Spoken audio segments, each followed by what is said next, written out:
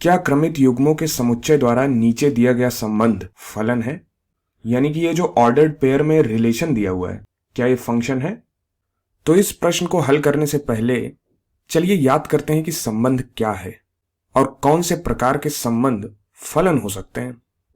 तो संबंध में आपके पास एक संख्याओं का समुच्चय होता है जिसे आप संबंध के इनपुट के रूप में देख सकते हैं। हम इसे डोमेन कहते हैं, यानी कि प्रांत कहते हैं। आप इसे उन संख्याओं के समुच्चय के रूप में देख सकते हैं जिन पर दिया गया संबंध परिभाषित होता है।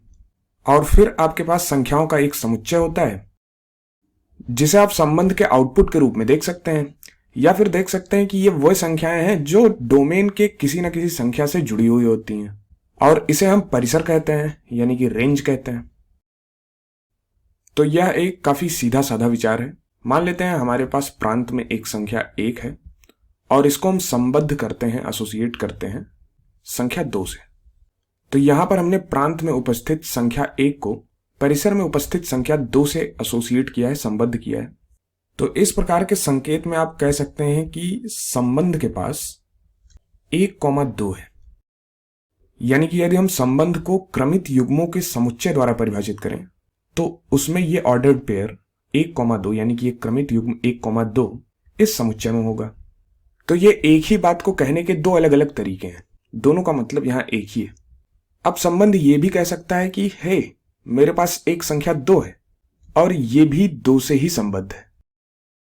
यानी कि प्रांत में उपस्थित संख्या 2 परिसर में उपस्थित संख्या 2 से संबद्ध है, एसोसिएटेड है। तो संख्या 2 भी 2 से एसोसिएटेड है। ध्यान दें, यहां पर मैं संख्याओं के एसोसिएशंस बना रहा हूं जिसे मैंने चित्र से दिखाया है, और साथ ही साथ मैं यहां पर इन्हें क्रमित युग्म के द्वारा दर्शा भी रहा हूं। अब हम कह सकते हैं कि हमारे पास संख्या 3 है, 3 हमारे डोमेन में है और हमारा संबंध संख्या 3 के लिए परिभाषित है। और मान लीजिए 3 यहां पर किसी एक संख्या -7 से संबद्ध है, यानी कि 3 -7 से एसोसिएटेड है। तो यहां हम लिख लेते हैं 3,-7। अब इस प्रकार का संबंध जहां आप मुझे डोमेन का कोई भी सदस्य दें और मैं आपको बता सकता हूं कि यह रेंज के स्पष्टता कौन से अवयव से संबंधित है, तो इसे फलन भी कहा जाता है। और कुछ ही सेकंड में मैं आपको एक ऐसा संबंध दिखाऊंगा जो कि फलन नहीं है। फलन वास्तव में एक संबंध है, यह वास्तव में एक एसोसिएशन है जिसे कभी कभी डोमेन के सदस्यों और रेंज के विशिष्ट सदस्यों के बीच मैपिंग कहा जाता है। तो आप मुझे डोमेन का कोई भी सदस्य दें, मैं आपको बता सकता हूं कि यह रेंज के कौन से सदस्य से जुड़ा है, यह परिसर के कौन से सदस्य से जुड़ा है। आप मुझे 1 देते तो मैं कहता कि ये 2 से संबद्ध है, 2 से एसोसिएटेड है। आप मुझे 2 देते तो मैं कहता ये निश्चित रूप से 2 से एसोसिएटेड है। आप मुझे 3 देते तो मैं कहता यह निश्चित रूप से -7 से एसोसिएटेड है। तो यह संबंध न केवल एक संबंध है बल्कि यह एक फलन भी है, फंक्शन भी है। अब आपको एक ऐसा संबंध दिखाने के लिए जो फलन नहीं है, मान लीजिए मैं यहां पर उसका प्रांत बनाता हूं, ऐसा कुछ, और यहां पर इसका मैं परिसर बनाता हूं, ऐसा कुछ। अब यहां पर हम संबंध का निर्माण उसी प्रकार करेंगे जैसे कि हमने ऊपर किया है। मान लेते हैं इस संबंध में प्रांत में उपस्थित संख्या 1 परिसर में उपस्थित संख्या 2 से संबद्ध है। इसे हम यहां पर लिख लेते हैं क्रमित युग्म यानी कि ऑर्डर्ड पेयर के रूप में लिख लेते हैं 1,2। चलो हम मान लेते हैं कि प्रांत में उपस्थित संख्या 2 यह -3 से संबद्ध है। तो यहां पे हमने लिख लिया 2,-3। और यहां प्रांत में उपस्थित संख्या 1 को हम परिसर में उपस्थित संख्या 4 से भी संबद्ध कर लेते हैं। तो यहां ऑर्डर्ड पेयर में 1,4 भी आ जाएगा। तो यह हमारा संबंध है जिसको हमने यहां चित्र के माध्यम से दिखाया है और यहां पर क्रमित युग्मों के समुच्चय के द्वारा दिखाया गया है। तो यह निश्चित तौर पर एक संबंध है, परंतु यह फलन नहीं है। क्योंकि यदि आप मुझसे कहते कि मैं प्रांत में उपस्थित संख्या आपको 1 देता हूं, तो आप मुझे परिसर में उपस्थित उस सदस्य को बता सकते हैं जो इस संख्या 1 से संबद्ध है, एसोसिएटेड है। तो मैं आपको कहता कि मुझे नहीं पता, वो संख्या 2 भी हो सकती है, 4 भी हो सकती है। मुझे स्पष्ट तौर पर नहीं पता है कि संख्या 1 से कौन सी संख्या संबद्ध है, यानी कि कौन सी संख्या एसोसिएटेड है। तो यहां मुझे नहीं पता कि संख्या 1 2 से संबद्ध है या फिर 4 से संबद्ध है। तो इन दोनों में से किसी एक से संबद्ध हो सकती है, मुझे नहीं पता है। लेकिन फलन में ऐसा नहीं होता है। फलन में होता है कि यदि आपने मुझे कोई संख्या दी तो मैं स्पष्ट तौर पे बता पाऊंगा कि वो किससे संबद्ध है, किससे एसोसिएटेड है।